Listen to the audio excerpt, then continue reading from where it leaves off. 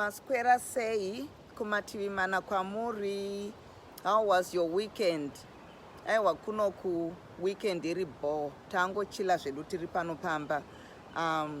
Asi nhasi kuseni ndamuka ndichiona a message mu inbox. Mumwe wevateereri vedu vari kuCanada vandisira questions avatumirwawo nemwana ari kumba ari kuda kubatsirwa mashona questions maona. Saka ini ndatarisa ndikaona kuti oh wow, questions achona akaoma.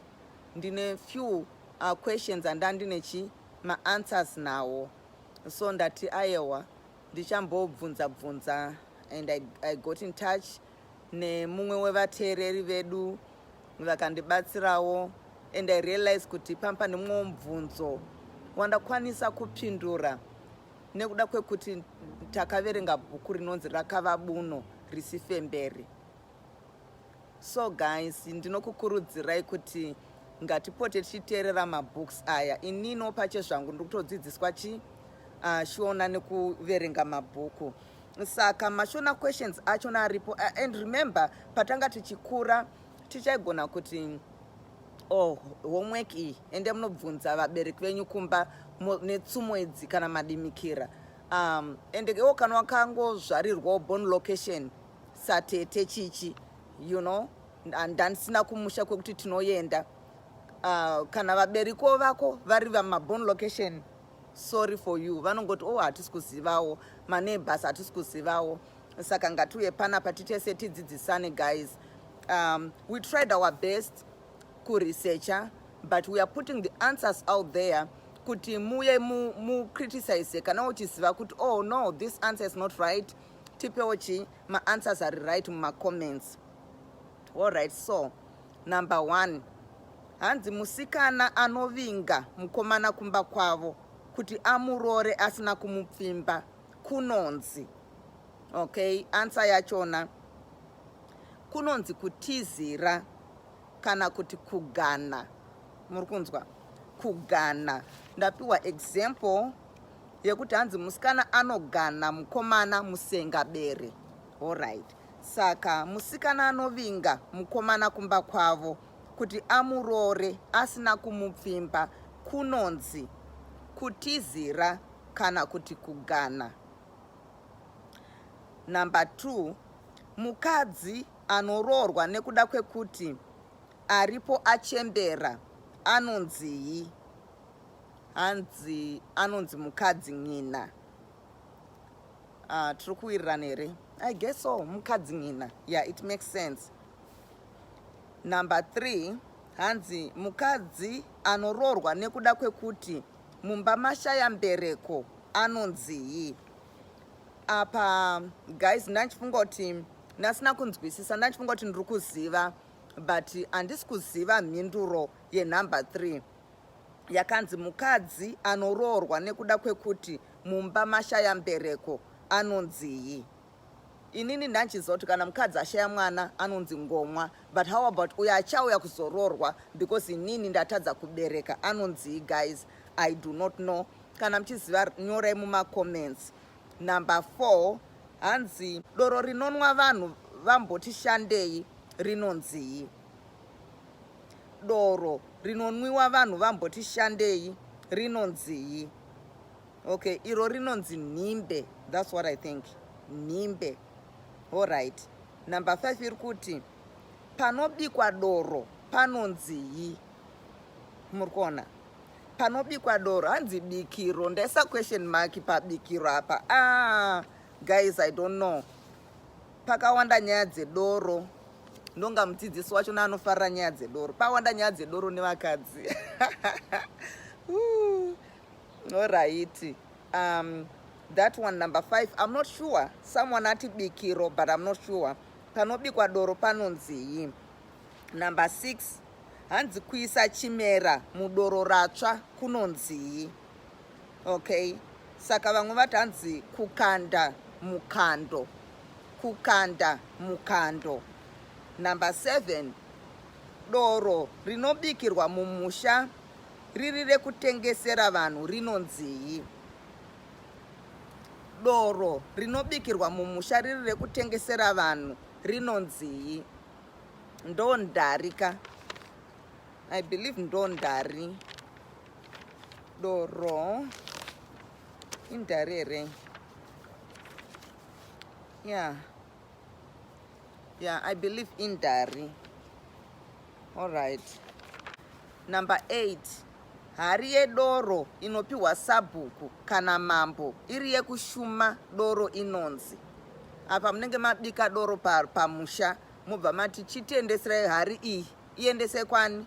Kwa mambo kana kwa sabhuku kunomusuma kuti tabika doro. Iroro hanzi rinonzi inina I don't know kuti rinonzi chii, but umwe munhu ari kuti bira. It's not bira. I think bira ndo doro rere rino panobikwa doro vanhu vorara vachimba vachiridza mbira nezvese kuti munhu abudirwe nemudzimu. But apa pakanzanzi hari yedoro inopiwa sabhuku kana mambo iri yekushuma doro inonzii? Tibatsirewo nenumber 8. We do not know number 8. Okay, so number 9. Hanzi panomira gudo richitarisa vanhu mamwe achidya mumunda panonzii? Panomira gudo richitarisa vanhu mamwe achidya mumunda panonzii? Answer hanzi panonzi pachirindo. Okay, paita vanhu tu vati panonzi pachirindo, so ndo answer yedu. Ini ndandichifunga kuti maybe panonzi pamawere. Okay, so that's not mawere. I don't think so. Ichirindo. Number 10. Hanzi gudo rinotarisa vanhu mamwe achitiza rinonzi? Gudo rinotarisa vanhu mamwe achitiza rinonzi narire. Narire. Okay, number 11. Gudo gadzi risingabereki rinonzi tsote. Tsatse tsitso tsote. 11b. Gudo gono rinowanzofamba rega rinonzii? Rinonzi mombo. Okay, mamemi mo, mbambembi mbo, mombo. Instead anditinoti mombe, iri gudo iri rinowanza kufamba rega riri gono rinonzi mombo. Okay, number 12. Jira rinogadzirwa nedehwe rinonzii? Hello vamajayaya, mapaziva kapa? Mapaziva here kunikini kukuku kwaienda mukomana uyu. Hanzi jira rinogadzirwa nedehwe rinonzii? Dauna ndafunga pasi pamire. So guys, muri kuona kuverenga mabhuku kuri kundidzidzisa ndasina clue yekuti jira rinogadzirwa nedehwe rinonzii. Saka at least I was so happy kuti ndomwe mubvunzo wangu wakaoma, but because takaverenga bhuku rakava buno risifemberi ndabva ndaziva kuti dauna. Alright. 13. Hanzi vanhu vehukama vakaroorana zvinonzi vaita dash. Ini ndinofunga kuti zvinonzi vaita makuna. This it's what just came to my mind. Hapana pindura mubvunzo iwoyo, asi ndofunga kuti zvinonzi makuna. Ndikukumbira guys kuti check it out. Kana ndatadza utiudze answer chaiyo. Number 14. Hanzi tinoti munhu anodya kusvika aguta, mvura anomwa kusvika azvimbirwa. Anditi saka pane imwe answer yauya hanzi anonwa kusvika agongwa. I cannot say haizi riyo answer chaiyo because tine madialect akasiyana mushona yacho namuZimbabwe. Agongwa. Alright. So 15. Hanzi gomba rinochengeterwa mbambaira rinonzii? Kana takohwa mbambaira dzedu tabva tachera gomba takudzichengeta imomo rinonzii gomba iroro? Hanzi rinonzi fimbi. Ndabva ndafunga song yamasha omunhu mumwe.